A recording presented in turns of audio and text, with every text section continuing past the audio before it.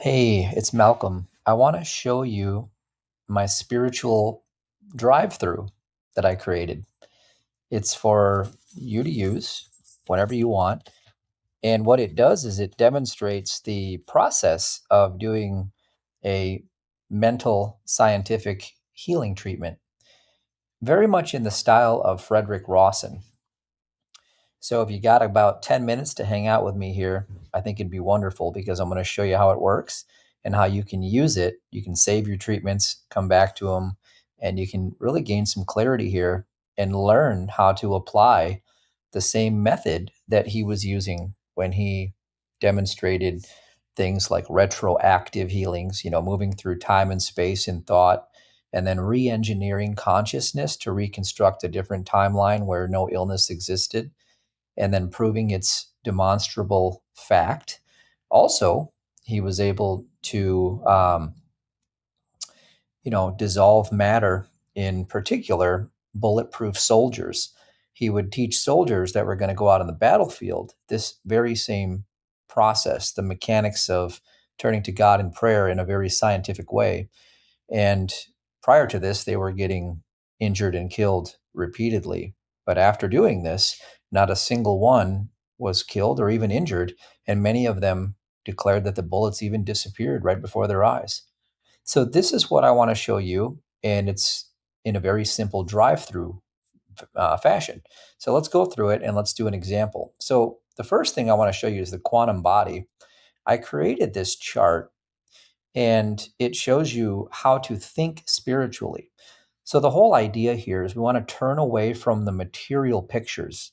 They're like cinematographic picture images in time and space. But because we look at those things, those are what the Bible calls graven images. We want to look at the one. We want to look at what I'm going to call the quantum body, God's body, spirit. And we want to look past the illusion of what we think we saw and look to the truth of what we're actually witnessing. And this is what demonstrates the spiritualization of thought and allows for the right flow to demonstrate. For example, all the life energy is like light coming through. It has to come through the right picture image in mind. So we could say, well, let's look at the brains, right? What does brain have to do with? If we click on this, well, first of all, let's go look at the chart. And brain, you can see right here, is capacity to think. So if we think, oh, if you have a headache, for example, like my brain, you could say it's my brain. Well, what does that represent? The truth is that it represents man's capacity to think. And in the one mind, the one being, and the one spiritual life, we want to think of, what does God know to be true? Not what do I experience. We want to start from the perfection of, what is God knowing?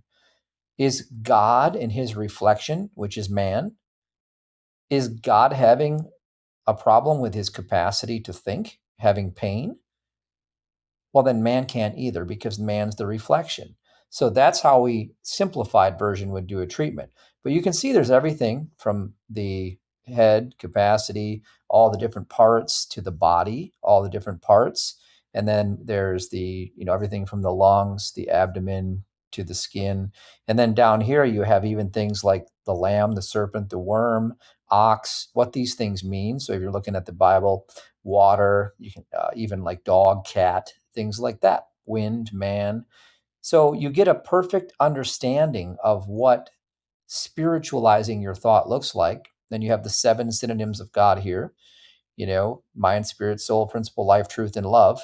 These are just different ways to begin or to look through the right looking glass of treatment, beginning with the opposite of the discord. So, for example, if somebody's lying in your reality and they're causing a lot of stress in your life, you would understand that, well, since God is omnipresent, well, God is truth. So, truth is present.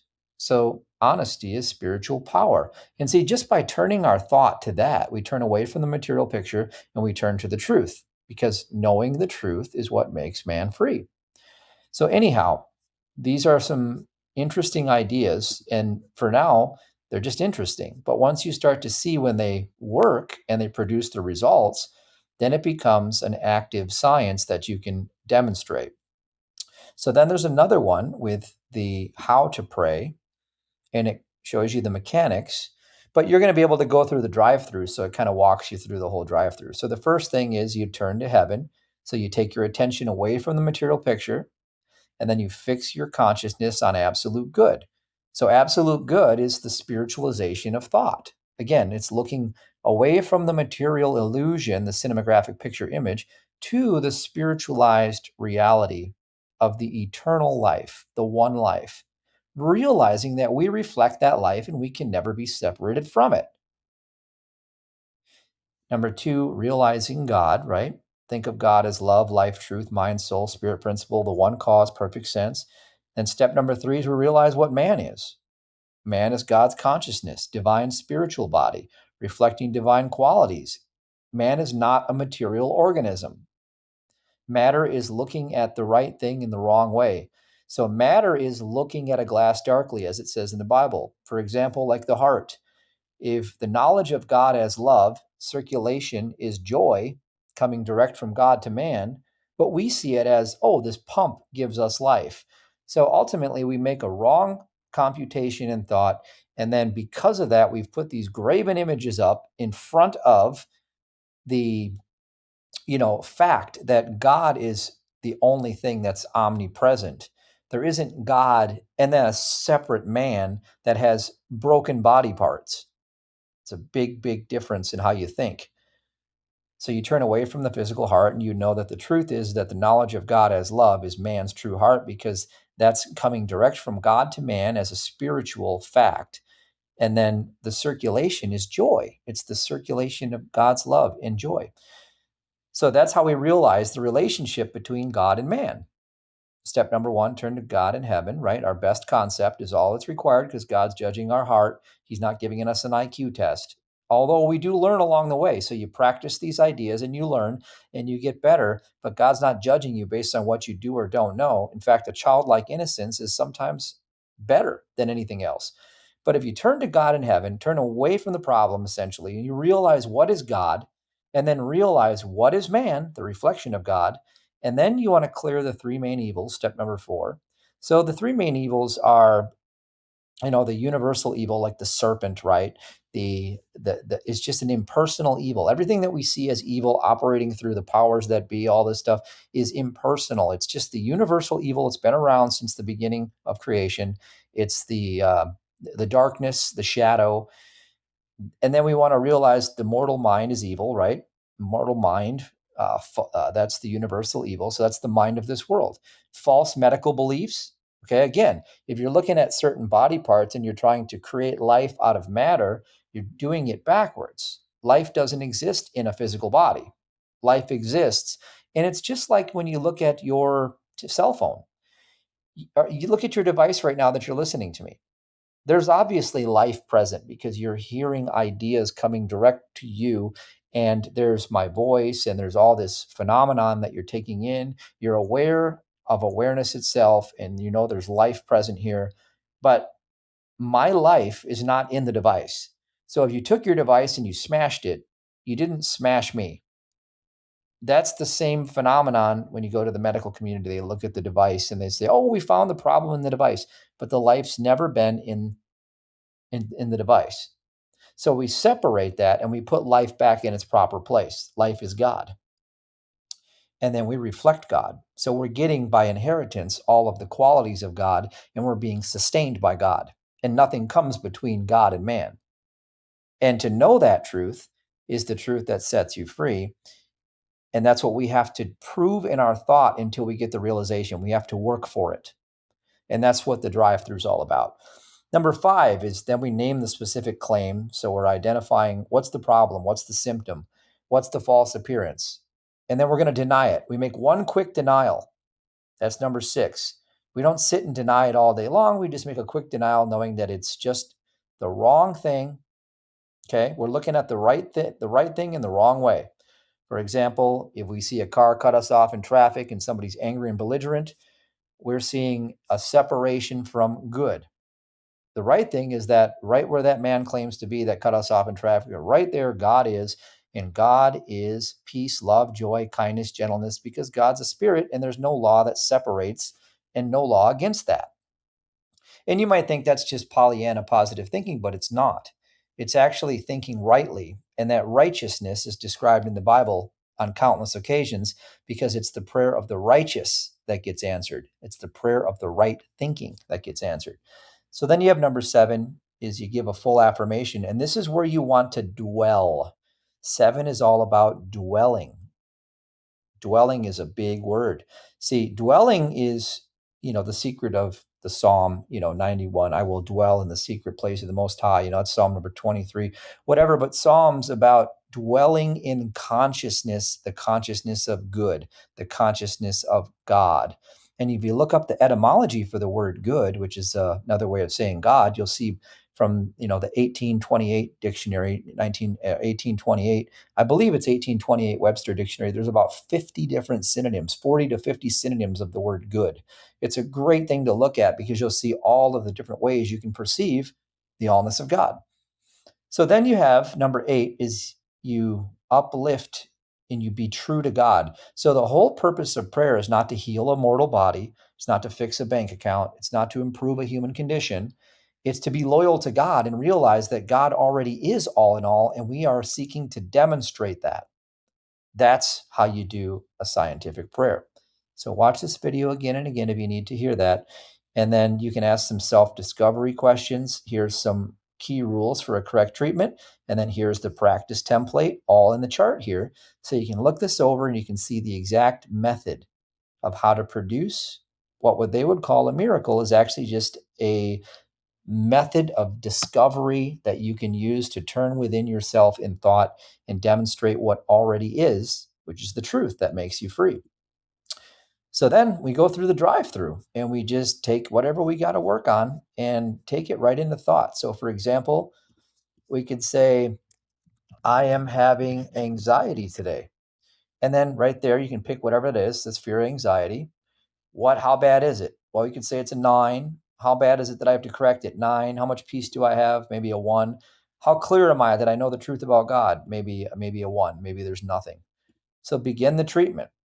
So it tells you step number 1, withdraw your authority from the picture. Again, look away from the material world. Namely, that's evil because we're looking at the right thing in the wrong way. So, one reality, one cause, one power. The material picture is not the world of reality, and it does not define man. So here, what are you willing to stop calling final or absolute? So I am willing to stop fearing what is not of good or God. You might not know what to put there. So what you want to give up is you want to give up anything that presents itself as a power outside of good or God. Very simple, right? Just put that down, whatever it is. Continue. So then we look at some of the synonyms of God here. We have the 7 synonyms. Which ones, based on their qualities, meet the need? Well, if anxiety is fear, well, then I want to look at some things that are opposite of fear, like joy, right? What else is opposite of fear? Well, I want balance and harmony. What else is opposite of fear? Well, I want freedom from it. What else is opposite of fear? Well, I want spiritual sense and beauty. What else is opposite of fear? I want to know what reality is. Okay, so I can take these synonyms and it begins to lay out the truth. And so this is what we want to turn our thought to and begin from this point. We don't begin from, I have fear, how do I fix it? We begin from, what is God knowing about God? That's being loyal to God. We don't need to worry about healing ourselves or whoever's in front of us. That's assuming that God is not all-knowing. That's to dishonor God. That's to say that God doesn't know how to create and maintain his own perfection. So eliminate thought. Start with the truth and dwell on these. So what is here right now? Well, tenderness is here. Unbroken relationship is here. What meets the need? What am I really fearing? Well, maybe it's government. Maybe I'm worried about the news. God is the government. God is government. Okay, once you're there, continue. The next step, it tells us how to move out of matter. So nerves are not material things that are subject to decay and frailty. They're channels in consciousness for receiving and passing on God's ideas. They never give pain, they always give joy.